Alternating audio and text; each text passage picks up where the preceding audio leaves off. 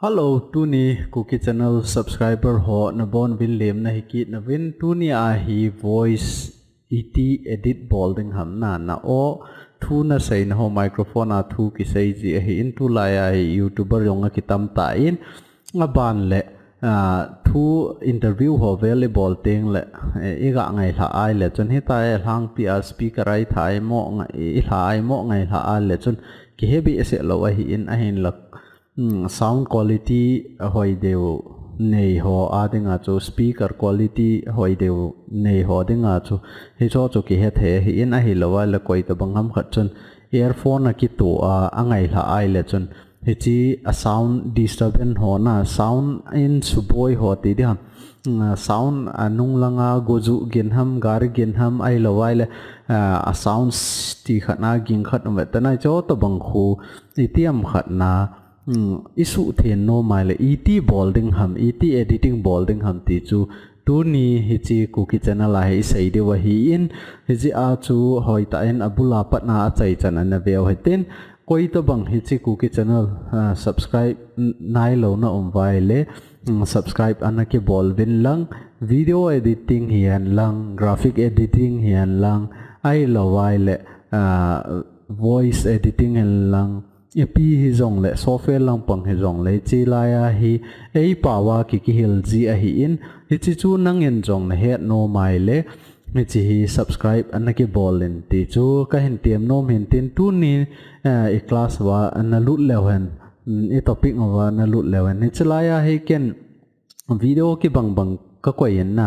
hi chi pa hi ama sapa hi a hi ai le chon original pa hi in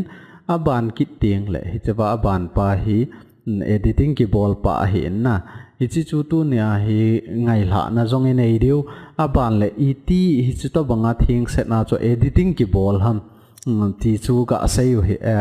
in sei diu hi in tu hin ama sapen en hi chi video hi ngai la na khat ga nei hi te chi chu hi le nan he them dewa hi in ngai la lo vai le chun ki khial nam lo pi na thi mai theu hin na je a chu to a he a ki khial na khat ga ngai lo hen original pa hi a sound anung langa noise chu na za ding hi hoi ta en an ngai hello Tuni Cookie Channel vezo se na bon vin lem na hi vin Tuni a hi Cookie Channel a hi voice editing dane hin jil de wa hi in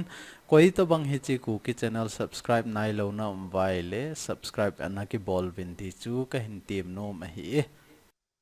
hello Tuni Cookie Channel vezo se na bon vin lem na hi vin Tuni a hi Cookie Channel a hi voice editing dane hin jil de wa hi in koi to bang hi chi Cookie Channel subscribe nai lo na vai le subscribe anaki bol vin ti chu ka hin tim no ma hi to a chu hi chi chu ingai la ta wen na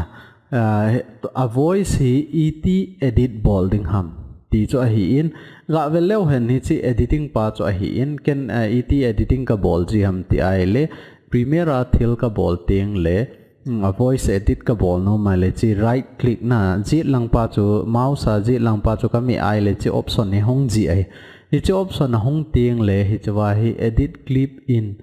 Adobe Audition ki tin na hi chu pa hi ka mi ji hi chu pa ka mi ting le hi chi Audition pa hong a hi in vele chun tu ai chlai la hi vom ke a hi na chlai la hi vom ke ya ka la ho vom cha aban la hi chi pa a graph jong hi ga vele chun a web jong hi na a web jong hi ga velo chon hi tai thing set na om hi in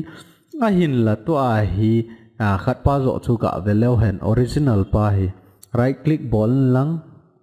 chlai edit clip ma ai chi kin nen lang mi ele chon velo chon to a hoi chlai oi blue color ana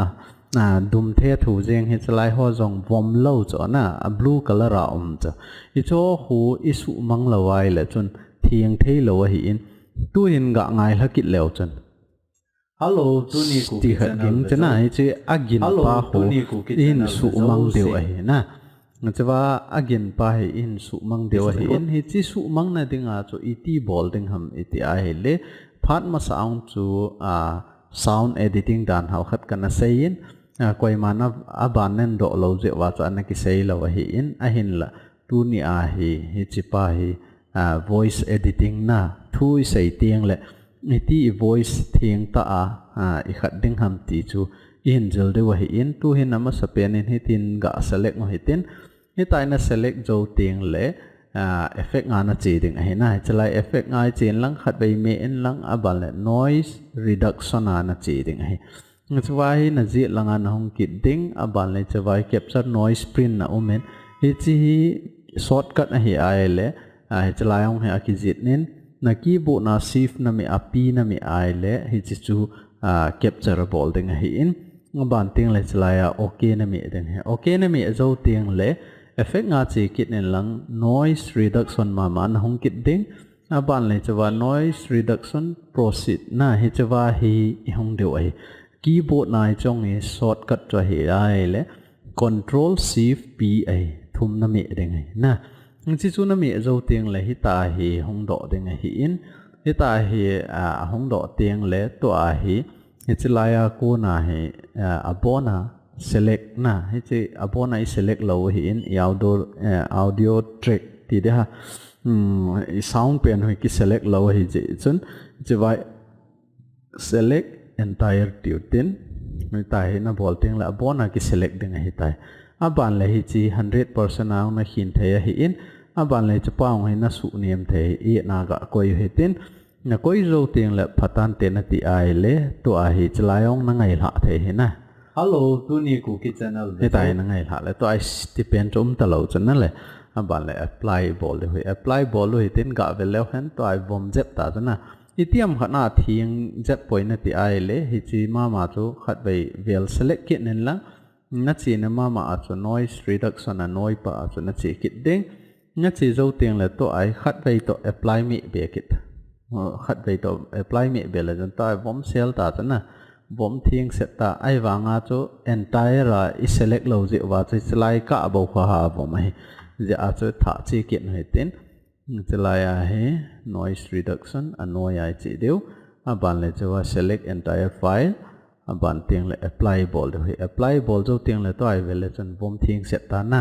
aban le chi wa a web zong ho ve le chon voice a web che dan ho ve le chon niau ta chon na le nga ngai la kit lew han hello tu ni ku ki channel ve zo si na bon ven le na hi bin to ai thieng set ta chon na a o ki chin ta ai wanga chu hi chi hi hal khat su san ding na de ai le hi chi wa effect nga chi kit nen lang na effect nga chi kit nen lang aban le chi wa compressor ai na chi ding anoi langa chi deu aban le normalize ai chi deu he normalize ai chi ting le hi chi nang in na dei dan dan na hi in chi wa he na no mai le na su sang thei na no mai le na su niam the hi a hin le hi chi na te sit ma sanga chu hi chalaya apply na bol ma sanga ka ti na hi chalai hoi ta na khial to ding hi na chi na khial to ding hi chi zo ting chu le chalai hi minus 16 na ga koi ti minus 16 bela koi tin nang ma na o to ki bang chat na na bol ding hi in ke ya to nang o hung ki to lo mai the hi in na je a cho chi 16 na koi tin na bal apply bol ting la na mo wa web kho neo mo mong ta na le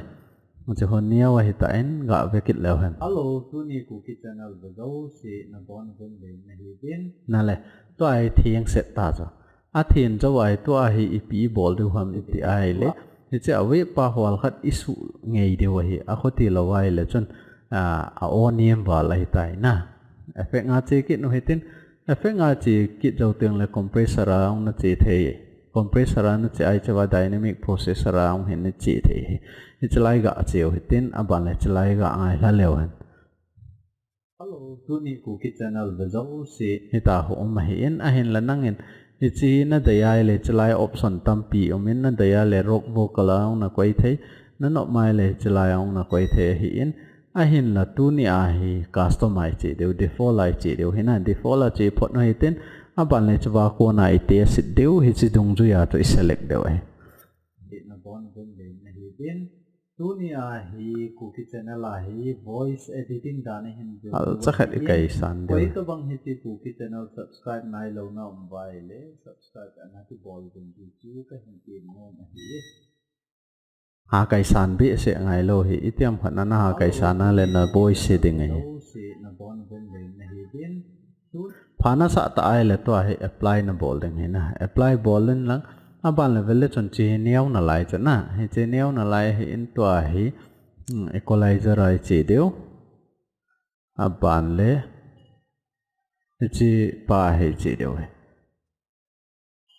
he che wa ko naung he nang en na control thai che wa ko naung option tampi mai na che wa ko naung option tampi men chi dung chu ya cho nang en na dei dan dan na hi chin na de ya ong le chin na select thai na no mai le chlai ko naung na te sit the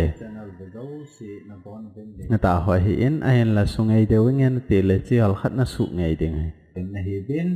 tunia hi chlai vele chun ayang pa he yellow neo cha cha bo na lai chana khoti ai le chun sound a ha ngai nai poi na hal khat sungai ja mai tin 26 la koi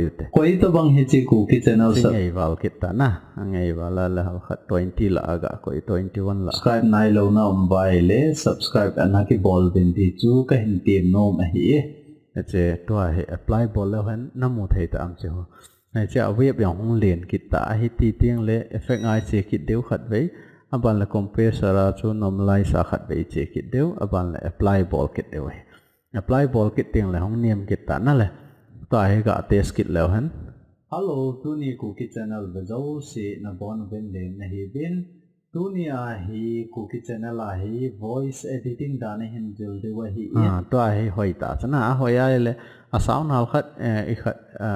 sulien jat mengen na ti ai le sungai jat mengen na ti ai le chlai ga click lang tin ga kai le chan hi chi khong lien ting a hi in ông lệ tiếng là tôi gặp ai thay lâu quay tôi bằng hết chỉ cụ cái channel subscribe này lâu nào bài lệ subscribe anh kịp na lệ cái ta cho hỏi nó sợ ta ai lệ tôi ai hi chỉ close điếu na close đâu tiếng là apply to all nó bol tiếng hay apply to all nó bol ai lệ thì chỉ lại hay anh kịp apply tiếng hay tại na direct ai cho vài cái apply hi in tôi gặp ai là kịp lâu hơn cái chỉ sẽ tại na tôi cho hiện tại hi cái bol là thu cái xây gì à hiện à hi lo vai le hi tai direct ngai record pa hi i khat tiang le anong langa noise agin dan ho sti khat aging chin hi chi hun disturb a bol jin na hi chi a chu hi chu lo na ding a chu hi ta hi audio voice ho hi ki edit kit ji a hi in itiam khana nang hon jong chi Premiere Pro a hi thil na bol wa thu na sei tiang ole hi chi wa ko na hi edit na bol the hi in na dei lawa hi chi na dei lawa zong le sound edit na zat chom chom au men na hi cho a ko na ong chu effect thoven hi cho a ko na ong chu na ki bol the audio city an bol no mai le chun phat ma sa video chun na vet lawa le an vel le chun hi chi wa ko na chu ki control the a effect chu ki bang thim a hi a hin la hi chlaya anop na khat chu video ong editing ki bol aban le audio ong editing ki bol hi in itiam khana nangin avala hi chi sanga hoi zo ka bol nom na lai na ti a zong le hi chlaya na chi a chlai ho na na te sit le le the hi in na hi chlaya ko naw na na te sit le le the hi in hi chlai compressor ho vel le chon hi chawa effect tam pi hi in hi chawa ko naw na kai sana aban le chawa ko naw na te sit hello tu ni ku ki channel ve zo na hi cho ong hi adjust na ki bol the hi in hi tai si na bon ben le na bola na dei dan dan na ki apply the ya aban le hi chawa apply na bola le chun hi chin audio chu ki apply yang ding a hi itiam hana hi cho chu na set thim lo wai le chawa ko na wa ki set sa ho omin hi cho ong na try the hoi na sa ai le chun hi chi dung chu ya chun na set the a hi chi chu tu ni iti voice editing bolding ha